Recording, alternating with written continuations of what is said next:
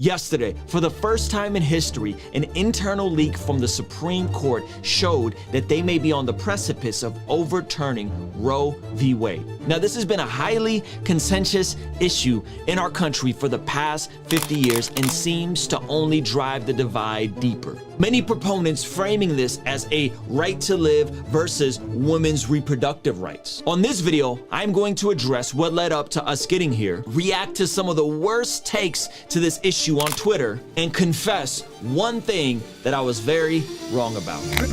Ruslan. This is not a topic that I enjoy talking about in the least, and as we go through this video, you will probably see why. And if you watch till the end, you can witness me eat a little bit of humble pie. I'll give you guys a little bit of the history of this in terms of how we got to this leak and this potential thing with Roe v. Wade getting overturned. But I also want to make sure that you guys know that the way this all came to be is actually as a byproduct of the pro-choice camp kind of making their own bed here, okay? So I'm going to get to that, and then we're going to be reacting to some of the worst possible takes to this news, and goodness gracious, is it bad? Okay, so basically what happened, if you guys don't know, Mississippi put together a law. They said, we want to limit the ending of a viable life inside the womb of the mother. I'm censoring myself because YouTube will censor this and demonetize it. Okay, boom. They wanted to limit that. Mississippi, conservative southern state, they wanted to limit that. There's other states, Texas, heartbeat law, so on and so forth. Boom. Up to 15 weeks. 15 weeks. Think about that for a second. 15 weeks. Now, this got shot up all the way to the Supreme Court. Supreme Court looked at it, and they were projected to kind of keep Roe and this a law so they could kind of coexist together. But then the Supreme Court, which is now 5-4 conservative, and I'll tell you guys why and how I was wrong about this at the end of the video. Make sure you watch that in the video. Looked at this and basically came to the conclusion that Roe was unconstitutional and that they were going to overturn it. And then this leaked out, which has caused folks of all sides to completely kind of overreact, if I will. You have folks on the right and the pro-life camp that are like, yay, we did it! We did it, right? And it's like, well, nothing's actually happened yet. This is an internal leak that's going to take months to happen. And then the left are like, it's the end of the world as we know it. They're coming. And I'll get to some of those takes here in a moment, okay? So you have two opposite extremes. And listen, I get it. I understand that if you think something is inside of you as a lump of cells and you feel like that's going to impede on your well-being, your health, your mental health, your emotional health, your trajectory in life, you feel like white cisgendered men are stepping in and telling you what to do with your body. I understand, based on that logic of thinking, how that could be frustrating with regards to the news. We have to first stop and acknowledge, how did this happen? Okay, how did this happen? I told you guys it got shot up to the Supreme Court, okay? And then the Supreme Court was like, look like, now whoever did this leak, that's foul. This has never happened in the history of the Supreme Court before. I think that's just grimy. But the way we got here is actually really interesting, okay? And so I was watching Breaking Points, Crystal and Sagar, and they told and broke down how this happened. Now again, I disagree with both of these folks on this specific issue. Crystal is pro-choice. Sagar is also pro-choice, but not with partial. And they did a in-depth analysis on this, which again, I disagree with most of this, but then they got to the point of what actually led to this and who the pro-choice people could actually blame for this happening. There's also one Ruth Bader Ginsburg who deserves a lot of... Who is that? Supreme Court judge.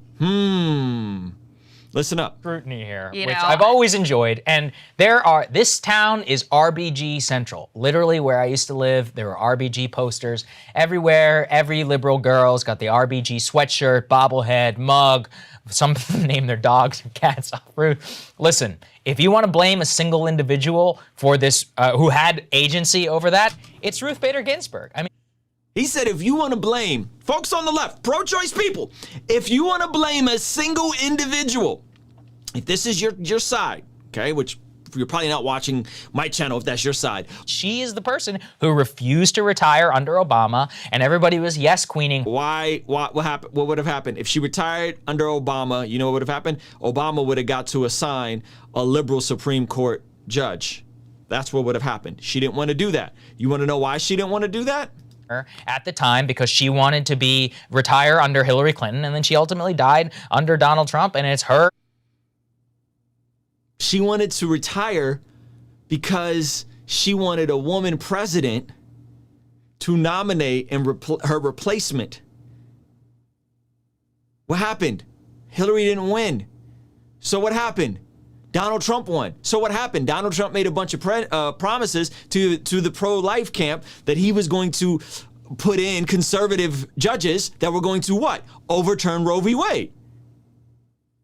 Seat, which ultimately was the deciding vote in order to overturn abortion. This looks to be a 5-4 decision. Yeah, exactly. One vote, you're welcome, RBG. You know, like, I mean, seriously, like, anybody who is real about this needs to reconcile themselves with the fact that RBG's narcissism is the reason that this is happening if you are on that side. He just said that woman's narcissism is the reason why this is happening. Which is a little bit of a narrative violation, which I kind of enjoy. The left continues holding L after L after L with regards to these situations. This woman, who had she just retired under Obama, they would have nominated someone that would have held the majority of the Supreme Court that could potentially overturn Roe v. Wade. So, in her desire to see a woman president, a weird leftist, virtue signal, I don't know what that was. She was so confident that she was going to see that, and it didn't happen because Hillary, let's be honest, regardless of your politics, awful candidate, terrible candidate, okay? And so this is literally the left making their own bed in this situation. Let's dig below the surface a little bit. So, when does life start?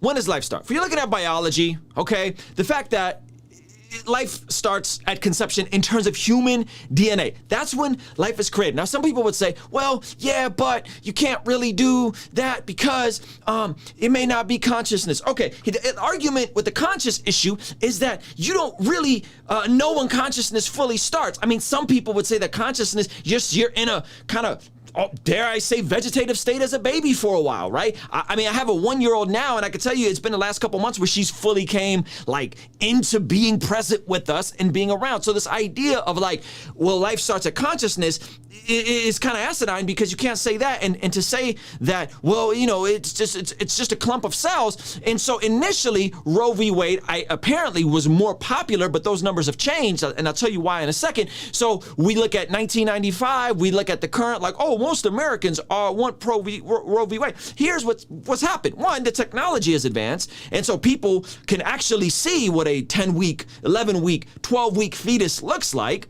right? So that's happened. Okay, you're talking about the 70s, the technology has came a long way for us to see that. And then you're talking about another piece of technology that advanced, and you may not understand this, but in 1995, there was another case. And so what happened? In this other case, it was still upheld. The Supreme Court upheld it. Well, following this, what else happened from 1995 to now that potentially swayed? And I'll tell you where the public is with this right now, regardless of your faith, okay? And it might blow your mind. So what happened from 1995 when this was upheld, people wanted this to be legal, to now? What happened? What happened? Oh, a little thing called the internet. That's what happened. What does that mean? That means that information is a lot easier to get to you. So if you're on the choice of this is a clump of cells, all you got to do is Google an image of what a fetus at a specific time looks like, and you'll find that they look eerily similar to humans 9, 10, 11 weeks, okay? So now you have the advancement of technology from the 70s to the 90s, then you have from the 90s to now, everybody has a smartphone, you can get the information, you Google and you go, wait a minute, that don't look like a clump of cells! That thing got 10 toes, 10 fingers, arms, legs, that looks a lot like a human. At 10 weeks, 9 weeks, 11 weeks, 12 weeks, some studies being done that they could feel pain at that age. Don't look like a clump of cells. So what happened? Well, it seems like most of the nation was okay with this being legal, but as of recent, they did studies and they found this out. Okay, this study right here, and this is the study, and I'll link it in the below. They found out that this study found out 71% of Americans polled believe that there should be restrictions up to 12 weeks, that it shouldn't go beyond 12 weeks. Now, you can look at that and be like, oh, 71% of Americans think murder, so babies should be okay. Okay, you're missing it though. 71% believe that at 12 weeks, there should be no more terminations legal. Okay, 71%, with the exception of the mother's health. Okay, 71%.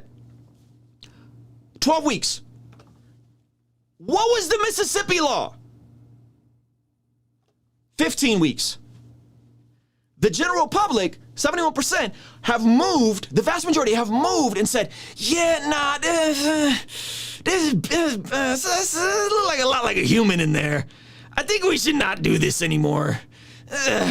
So public perception has changed, and so you have folks fighting. So what happened? The folks that are fighting this thing are folks on the most fringes up until birth, up until 7 months. The wildest folks are pushing for some of this stuff in terms of the activism. And when you promote your experts and your voices, and they tend to be the most extreme, and those are the people you want to form policy, you know what's going to happen?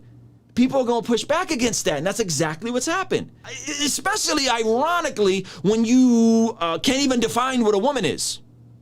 We're having trouble defining what a woman is, but all of a sudden, the same people that can't define what a woman is, all of a sudden want to tell, right? You got to protect the rights of a woman. Well, what is a woman? I can't tell you what a woman is. Why? Whoa. This is kind of an asinine article line of thinking here. With regards to this, I'm going to show you guys some of the worst takes on this.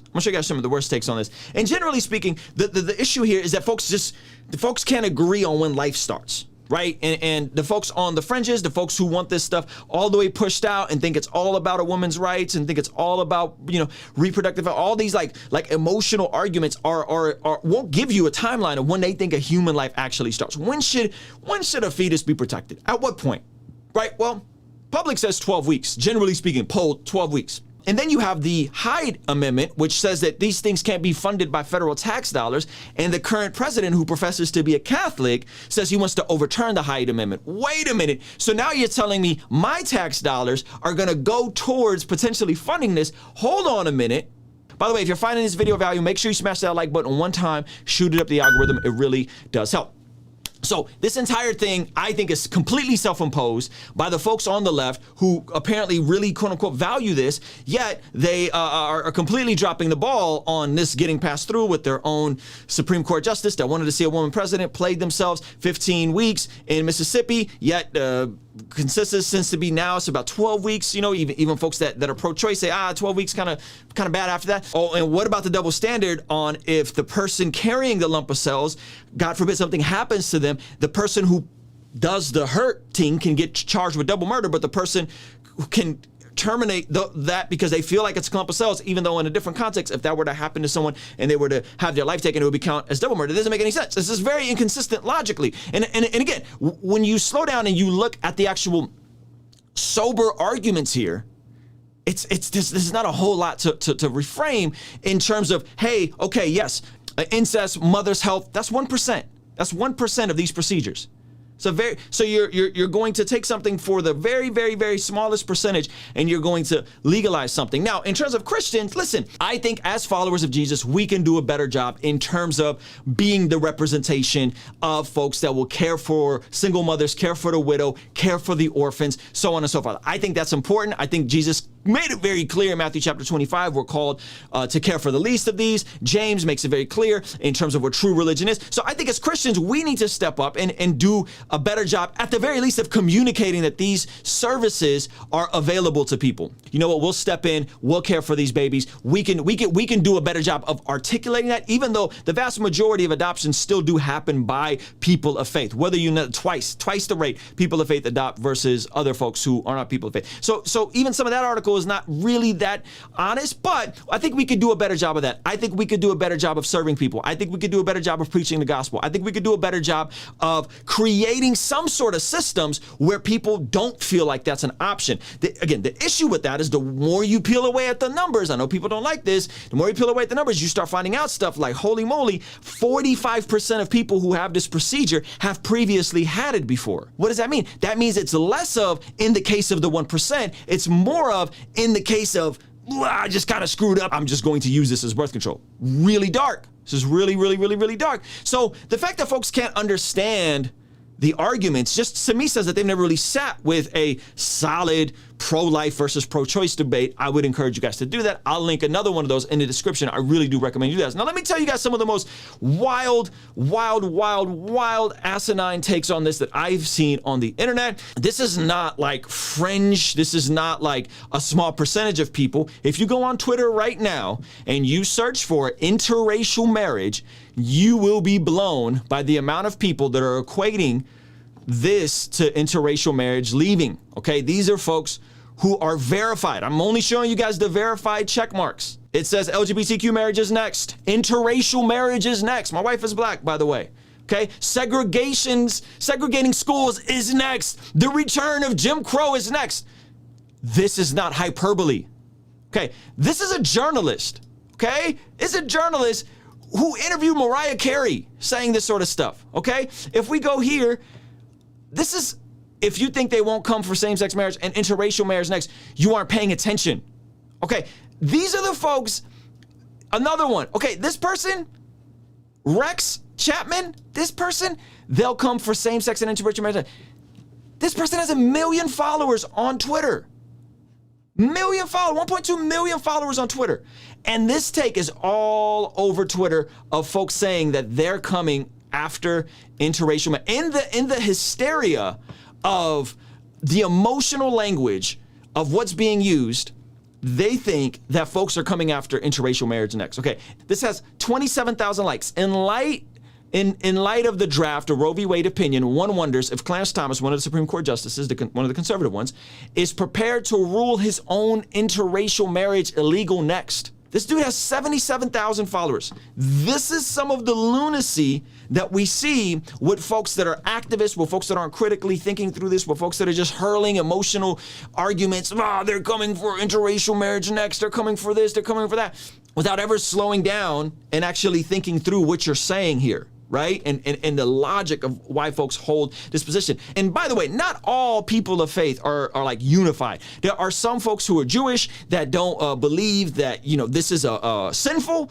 And there's even some folks that are Christians that would say, yeah, legal, make it legal, but unnecessary. Okay, so that is a real position that some people do have. Okay, now I want to own something with you guys in terms of something that I was wrong about with regards to this argument. Now, this is a great resource, but the conclusions of it are wrong. And I gotta own it because I think I've shared this video before. I don't think I've ever reacted to this video, but I've definitely shared this video before. This is a video by Phil Vischer from The Holy Post. Love Phil Vischer. He is the creator of VeggieTales, okay?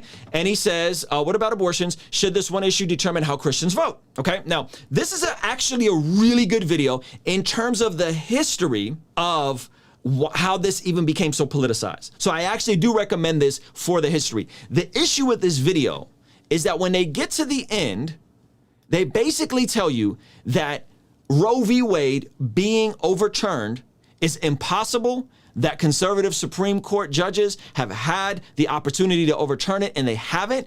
And they were, and when I sent this video out, was completely wrong about this because it looks like this is something that is going to be overturned. So I have to be transparent that like I was wrong about this, that I thought this couldn't happen. And I didn't vote for Donald Trump, right? I didn't vote for Donald Trump. And a lot of folks voted for Donald Trump literally on this one thing saying, oh, well, if this happens, he'll elect conservative judges and this will get overturned. I was wrong because I didn't think it could happen. I was wrong because I didn't think this would ever get overturned.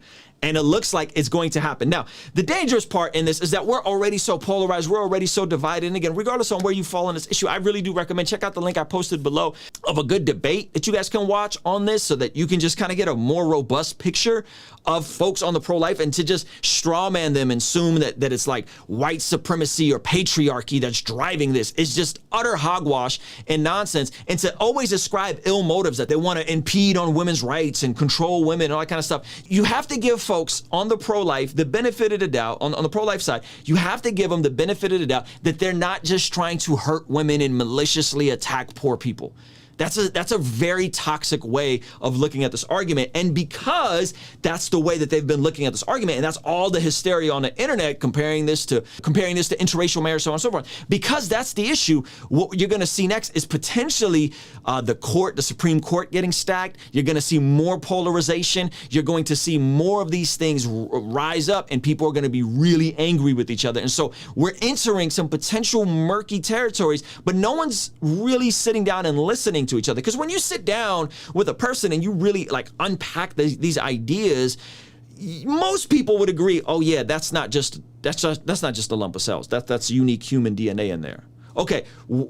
Yeah, I think when you're pushing past 10 weeks, I think that's really bad. I think that's really, yeah, we should make it illegal, right? Like most people would get there, and no one's like, generally speaking, no one's proud of these sorts of things, and the pressure that one must feel to go through a procedure like this is crazy, and I couldn't imagine it. I remember being in high school.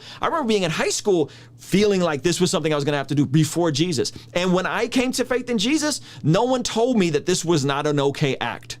No one had to sit down and tell me, like, you know, this thing you thought was okay because you were facing this situation with your girlfriend and you thought you were going to have to walk through this. No one told me that. I just instinctively knew, no. That's not a clump of cells. Whoever leaked this entire situation, I think they really did a number on this. And by the way, just legally, what's going to happen legally? What's going to happen? Again, if you're hysterical, you're pro-choice, kudos to you for making it this far in the video. What's going to happen is this is going to get pushed back to states, and then states are going to decide on what restrictions they can make. So that's what's actually happening. It's not that these are going to completely wipe this off. What's gonna and what's happening right now, Amazon just came out. And I'm in the state of California. You know what California wants to do? They want to be a shelter state for this act. California wants to be a place where you can go and get sanctuary for this act. And so Amazon just came out and said they would give folks $4,000, up to $4,000 to do this and other types of procedures. So to assume that like, this is it, they're gonna steal women and tell them what to do with their bodies, and then they're coming for interracial marriage. Like, that's just such a hysterical, emotional, asinine argument that we're no longer talking realities. We're just talking just complete nonsense. The reality is that this is still going to be available in the vast majority of places where people live, and the people that don't have this available, freaking corporations like Amazon are going to step up and do this entire, we're going to pay for this procedure, we're going to fly you to California, we're going to do this. And the most unfortunate part is, regardless on where you are on this issue, man, you got to be responsible for the choices you make with your body. You got to be responsible for the things that you do with your body and who you choose to procreate, okay? So don't deduce this to, well, these people over here, these poor women over here. Okay, no. There's more than enough information about how biology works and what creates a child. There's more than enough information of how contraceptives work. There's more than enough information and access to free contraceptives. There's more than enough access out there that no one should be this ignorant where they have a whoopsie and then they have repeated terminations like this. 45% of folks who've had this procedure have had it previously. Almost 50% of the time. 1 out of 2 times. The person that's doing this has had it previously, and they're really just using this as birth control. And no one should be okay with that. Like, no one under any circumstances should be okay with that. But what I do know is that we need to stop being hysterical, we need to stop being emotional, and we need to actually talk about these things, and we need to stop letting the most extreme radicalized proponents make the policy. Because this is the stuff that's happening in Florida with the parents' bill, the stuff that's happening with Disney. When you let the most extreme people be your experts and your voices, everybody else, most folks are in the middle, are gonna look and be like, yeah, that's crazy. No, right? And again, you go see a whole Dave Chappelle bit on this and his thoughts on this and so on and so forth. So anyway, this video is already limited. Unlikely it's going to be monetized. So if you guys want to go the extra mile, sign up for our Patreon community for $5 a month. It allows us to make videos like this that I think are important, that I think are sensible, that YouTube's probably not going to allow to be worked in the algorithm, because this is just a polarizing topic. There's a lot of issues that are dividing us, but one of the things that shouldn't divide us is conspiracy theories. However, if you want to hear my thoughts on the top 3 verified conspiracies that you may fall for, click over here. All right? Peace.